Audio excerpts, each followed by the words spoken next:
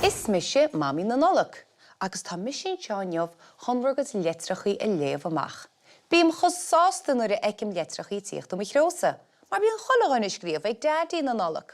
Agus tá samsa gruisib se anmhar feann na bliana, mar sin léithe me na letrachaí seo os ard. Fan go bhheicimiid. Mhamaí na Nollaig. Nollaig bhí héan is bhí was a ghíb. Báil ó dhé an obair. Cum ó héaghaid. Ceist amart, cén reinfhia is fearr leat. Slán tamil, Seán. Sin ceist deacair, mar smálam iad ar fad. Tá siad go hálinn, cé go mbíonn siad dá nó am go ham. Achas dóigh gur fearlam Rudolf, mar gur bé thugant Dhaidí na Nollaig thart go slán sábhailte.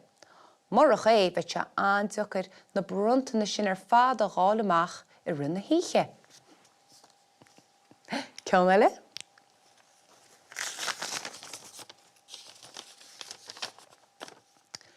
Mhamaí na Nollaig. Tá imrí orm. Meas dúid go Dhaidí na Nollaig I mbliana a chorbe. Tá neirid sríanta agus rialachaí a bhaim mar gheallar a vírus corónach. Ó bhharrtaín. A bhharrtaín gur a míle maithe is ach letar I cheola chugam. Tá sam gúil imrí ar go leor daoine I mbliana, ach nádin dermad. Tá dríocht ag Dhaidí na Nollaig. Mar sin, ní bheadh imrí berm, beidh sé ná na bruntaine ar fad a gháil a thart. Freisin, cuimre, ní hagan Dhaidí na Nollaig nó go mbíonn chollaghaine sa teach ina gola. Mar sin, bíonn sé anéasca scara sóisialta a dhéanamh. Freisin, bhí mise grathach a critsáil agus a fúáil mascaní, go Dhaidí na Nollaig agus go na siógaí leog. Mar sin beidh sé nána sin a chá. Freisin, níthe seachad lábha go cúramach sola deagann sé seach sa teach. Ceann eile.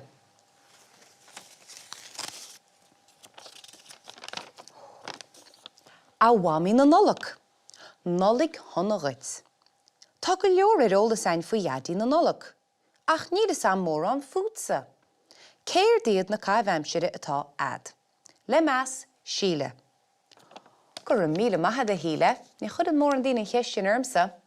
Well, is brá lumsa bheith léamh. Bí me léamh ar feann tránúna, agus léam a choilech an altean go chomá. Agus chomá lei sin is brálam a bheith a bácáil. Go háirid cácaí le róin arab. Go híhann. Cén caibhheimsire atá hain? Leis, mas bhfuil an ceann eile an? Ó, ceannín eile. Mhamaí na Nollaig. Báil ó dhiairt.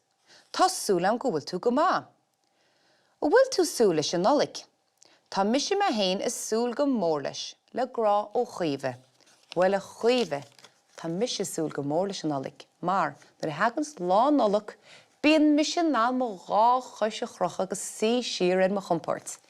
Bíonn Mamai mach a gobar ar feann na bliana, agus ar lá Nollaig ligim mo scí. Is feici mór ceanní na béle fácaí. Tá ceann amháin an. Mhamaí na Nollaig. Tásúlam go tú mór do chláinte.